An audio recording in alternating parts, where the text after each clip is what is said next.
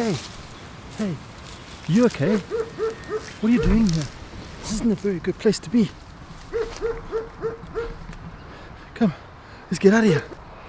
Okay, let's go sit over here. Man, you look messed up. Looks like you need something to house that custom code. Yeah, got a plugin for you. Okay, we're gonna add that plugin I just gave you. We're gonna go to plugins. We're gonna say add new.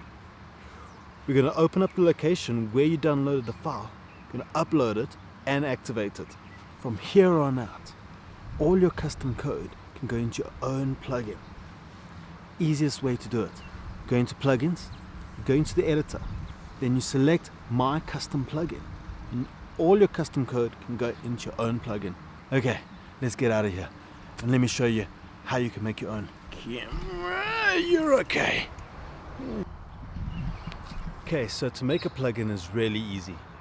All we have to do is navigate into our WordPress installation.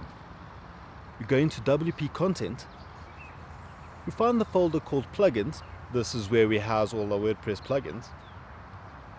Inside the plugins folder, we are going to make our own folder called my example plugin. So now that we have our folder, we're going to make a file inside the folder called my example plugin.php. Now this is the file that we are going to actually house our custom code in, but it needs a header. Inside, this is what a header generally looks like of a plugin. It lets WordPress know that this is a plugin. It'll have a plugin name, a plugin description, a lot of other variables that you can add, but in this example, that's all we're going to use. Now that we have a header, now we can just put our custom code inside our own plugin. Easy as that. Let's get out of here.